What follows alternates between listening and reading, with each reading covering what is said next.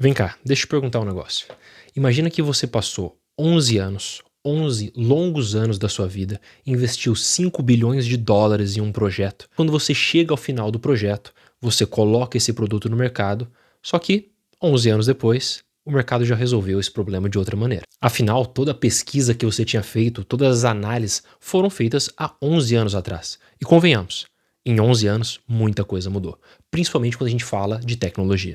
Hoje, eu e você vamos mergulhar no caso da Iridium, uma iniciativa bilionária da Motorola que, por conta de vários erros estratégicos, foi uma das maiores catástrofes do mundo da inovação até hoje. Seja bem-vindo ao Radar Inovação, eu sou o Gabriel Veloso e hoje o papo é esse.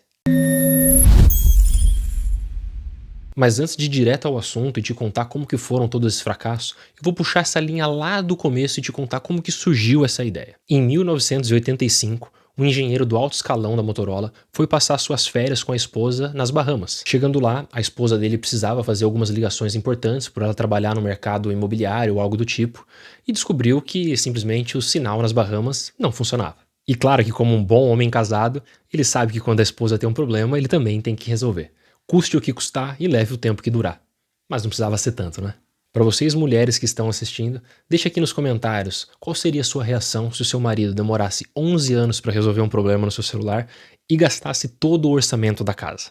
Ah, e uma outra observação. O celular que ele consertou é aquele mesmo celular que você utilizava 11 anos atrás. Hoje, isso seria algo benéfico para você? E eu confesso que ao se deparar com esse problema, a proposta do engenheiro não foi uma ideia ruim, foi uma ideia inclusive muito inteligente. A proposta dele seria colocar 77 satélites na órbita baixa da Terra, e é justamente daí que vem o nome da iniciativa Iridium, porque o elemento 77 da tabela periódica é justamente o irídio, e através desses satélites em órbita ele conseguiria falar com qualquer pessoa do mundo através de um celular. Um detalhe muito importante é que o público-alvo da Iridium seria o alto escalão, ou seja, CEOs que viajam ao redor do mundo e precisam utilizar celulares. E eu digo alto escalão da sociedade porque esse celular na época custava 3 mil dólares. E cada minuto de ligação custava em média 8 dólares. Sem contar que além do alto custo, esse celular não funcionava dentro de ambientes fechados. Ou seja, se você quisesse fazer uma ligação, você tinha que sair do edifício, ir até o meio da rua, direcionar o seu celular para um lugar específico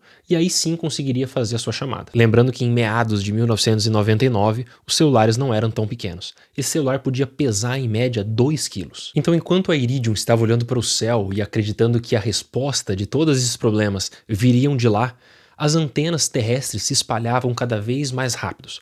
E ficava cada vez mais barato também. Como a Iridium torrou 5 bilhões de dólares e demorou 11 anos para construir esse projeto, é claro que as antenas terrestres ganharam muito mercado aqui internamente. Foram sendo implementadas em mais lugares e 11 anos depois a gente já tinha sinal em praticamente todo mundo. Os celulares foram ficando cada vez menores, cada vez mais baratos. As antenas também, a instalação foi ficando cada vez mais barata. Chegando no fatídico dia do lançamento do produto, um lançamento assim espetacular, 180 milhões de dólares foram gastos nessa campanha, inclusive com uma chamada inaugural do vice-presidente dos Estados Unidos para fazer todo aquele barulho para demonstrar que o produto viria realmente para transformar o mundo. Mesmo depois da construção de toda essa tecnologia, de todo esse investimento com marketing, eles conseguiram bater apenas 10 mil assinantes.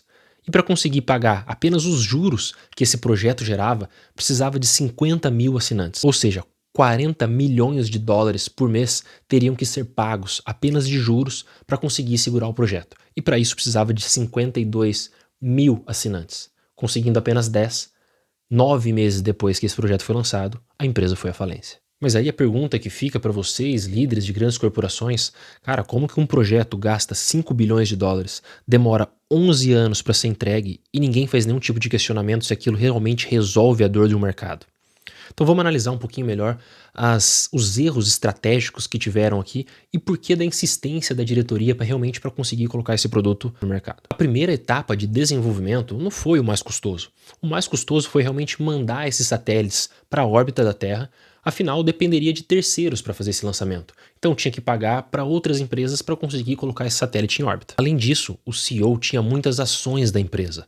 Então, ao ter que assumir um erro colossal, isso não prejudicaria apenas o ego do CEO, mas também machucaria muito seu bolso. Afinal, se ele levasse ao mercado que cometeu um erro dessa grandiosidade, com certeza no dia seguinte, o preço das ações na bolsa da Iridium despencariam. Mas aí outra pergunta, então por que que o conselho não interferiu e trouxe essa visão externa?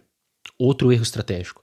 Todas as pessoas do conselho da empresa até naquele momento eram internas, ou seja, viviam, tinham aquela mesma contaminação do projeto. Eles estavam apaixonados pela solução e tiraram o olho do problema. Tinha apenas um conselheiro que era de fora, e é claro que ele não tinha força para parar um projeto dessa magnitude. Mas pensa comigo, se a Iridium era uma iniciativa da Motorola e custou 5 bilhões de dólares, como que a Motorola não foi afetada por isso? Aí entra a sacada da Motorola. Ela conseguiu fechar contratos de aproximadamente 6 bilhões de dólares de forma antecipada. Com isso, ela conseguiu se blindar de todo e qualquer risco.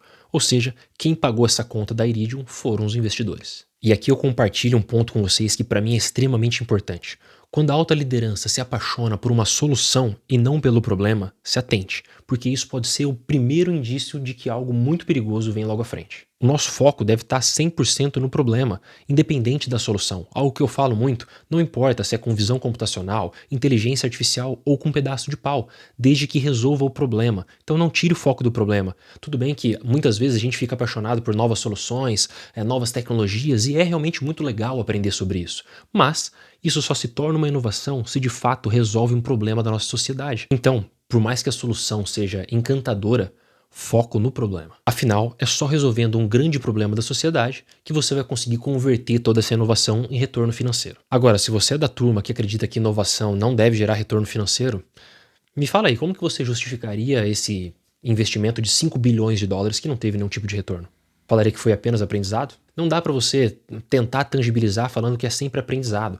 Se você está levando isso para sua diretoria, que investir em inovação é investir somente em aprendizado, eu tenho certeza que é porque você não está tendo resultado financeiro. E a provocação que eu te faço hoje é, e você? Você está investindo realmente em inovação de resultado ou será que você está tocando apenas projetos de estimação? E se você gostou desse vídeo e quer que eu traga mais conteúdo como esse, clica aqui em se inscrever, clica no sininho, dá o like e compartilha esse vídeo com alguém que pode ter interesse. Se vocês gostarem de conteúdos desse tipo, eu vou começar a trazer mais cases do passado aqui pra gente começar a ter um pouco mais de aprendizado com realmente casos práticos. O Radar Inovação de hoje fica por aqui e nos vemos na próxima.